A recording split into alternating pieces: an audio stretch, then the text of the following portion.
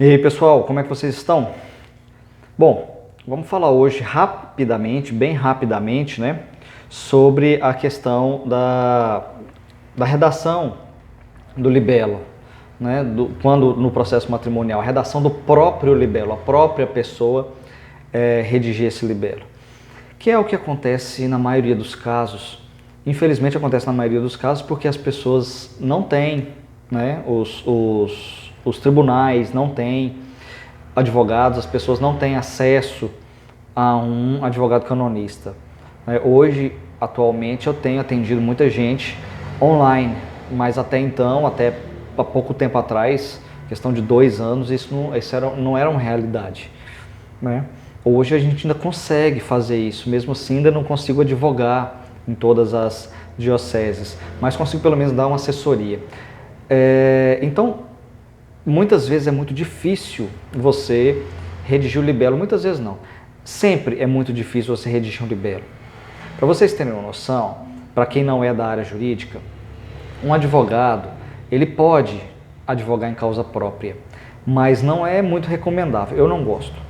Eu não gosto porque quando eu estou envolvido emocionalmente naquilo ali, quando eu estou dentro da situação, primeiro que eu tenho uma certa limitação de pensamento, pensamento jurídico, de razão dentro da situação.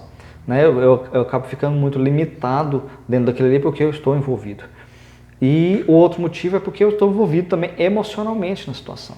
Então eu fico com raiva. Né? Numa ação judicial, do Estado mesmo, se eu estiver envolvido, eu vou estar envolvido emocionalmente naquilo ali.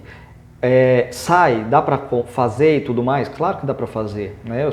Eu tenho formação para isso, eu posso fazer, eu consigo fazer. Mas vai sair tão bom quanto o que eu faço para os meus clientes quando eu não estou envolvido emocionalmente, quando não é comigo? É claro que não. Né? Não sai tão bem feito. Né? A emoção fica muito à tona ali e o advogado ele não pode ter essa emoção dentro da situação, ele precisa agir racionalmente. Bom, então vocês já compreenderam que para uma pessoa redigir um libelo, ela é muito complicado justamente por isso, ela está envolvida emocionalmente. E o libelo é muito mais do que uma ação judicial patrimonial, né? Porque por mais que você fique com raiva ali por alguma questão de patrimônio e tudo, é patrimônio, é bem material. No libelo nós estamos mexendo com coisas muito mais profundas, mas muito mais profundas. Nós estamos mexendo ali com concepções de vida de cada pessoa, nós estamos mexendo com fatos em que as pessoas às vezes têm vergonha de ter passado, ou de ter feito, ou de ter cometido, pensamentos que elas queriam deixar de lado, que elas queriam esquecer. A gente mexe na ferida, a gente coloca o dedo dentro da ferida e ainda mexe assim, entendeu? Então, são coisas muito dolorosas para as pessoas. Né? Imagina você passando isso para o papel você mesmo, sozinho, lidando com isso sozinho. Não é fácil. Né? Nós temos alguns problemas além disso também. Não é só a questão de você estar envolvido emocionalmente. Existe também a questão de você, a grande maioria das pessoas, não tem formação em direito canônico para poder escrever isso. É uma peça jurídica. Tá? É uma peça jurídica. Ali você precisa apontar as nulidades. A partir do momento que você aponta um monte de coisas que não são nulidades e não dá importância para o que é nulidade, já que você não sabe o que é realmente uma nulidade, então você não enfatiza os pontos de nulidade, você está contando historinha, você está escrevendo um livro sobre a sua história. Tá? Então você está escrevendo ali um textinho, alguma coisa sobre a sua história, mais nada, você não está enfatizando o que precisa ser enfatizado. Né? A importância do advogado para poder, um advogado que entenda também, não é qualquer advogado não, tá? Qualquer advogado não vai saber nada da mesma coisa, do mesmo jeito. Tá? Eu tenho um monte de clientes aqui que são juristas, juízes, promotores, advogados, delegados e formados, bacharéis em direito, mesmo assim não conseguem fazer um libelo porque eles não sabem os pontos de nulidade, eles não sabem os capítulos de nulidade. Né? É preciso parar e estudar isso para poder compreender, e assim, é um estudo muito amplo, é muito profundo, tem livros e livros e muitos livros. Não é só aqui no meu, aqui eu devo ter uns 15 livros físicos, fora os digitais, que aí são centenas. Tá? Então, a gente precisa estar acompanhando o tempo todo, porque é uma área inteira do direito canônico. Lembrando que o direito canônico não é uma área, o direito canônico é um sistema canônico, é um sistema jurídico. Tá? Então, o matrimonial é uma área desse sistema jurídico, que é o direito canônico. Então é muito complicado você...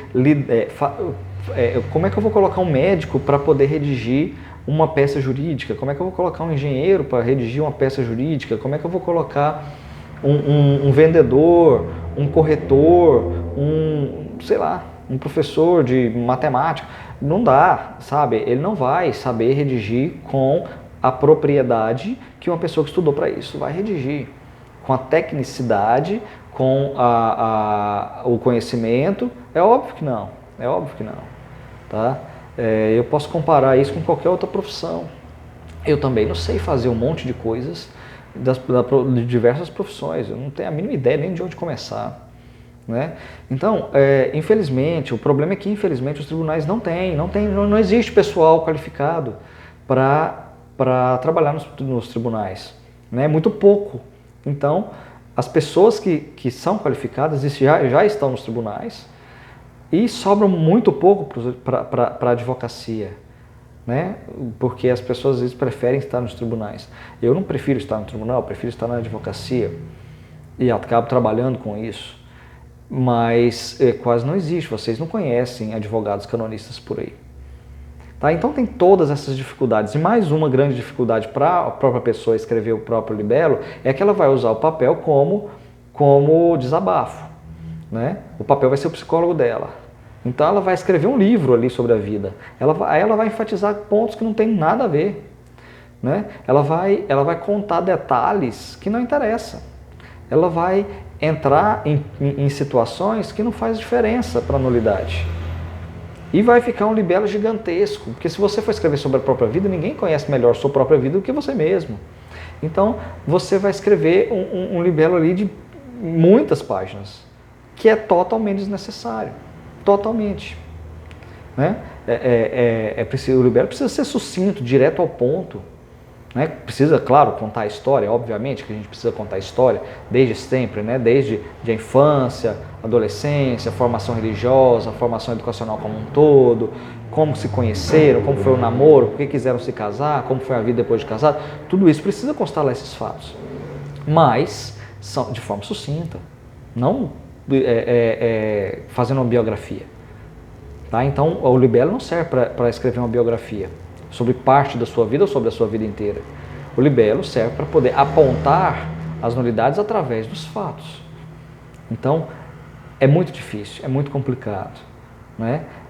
Seria o equivalente a advogar em causa própria, só que em situações muito mais íntimas, né? Em questões espirituais, em questões muito mais profundas, é muito mais difícil. Tá certo? Então, hoje eu queria só dar esse toque, o tanto que é complicado muitas vezes fazer isso, quem já passou por isso sabe o quanto é difícil, e que muitas vezes você fala coisas ali que não interessam, que na hora da audiência, quem já passou por todas as fases, né? Na hora da audiência você percebe claramente que eu não precisava ter falado um monte de coisas, e precisava ter falado outras tantas coisas que não foram faladas, né? Então, por isso a gente precisa de qualificação, precisa de gente qualificada para poder trabalhar nos tribunais eclesiásticos, precisa de advogados canonistas, a gente precisa incentivar isso. Os bispos precisam incentivar isso. Não só que os padres façam, mas que os leigos façam. Os padres já têm muita coisa para fazer. Os padres já precisam assumir paróquia, precisam atender confissão, precisam atender pastoralmente a paróquia, precisam ter um monte de ofícios para poder resgatar aí os trabalhos. Então, é preciso que os leigos assumam isso. É preciso que os leigos estejam dentro dos tribunais eclesiásticos, na advocacia canônica. Caso contrário, a gente vai continuar nessa mesmice, nessa dificuldade, nessa coisa rasa e em todos esses problemas que a gente identifica por aí. Tá bom? Então é isso. Até mais. Tchau, tchau.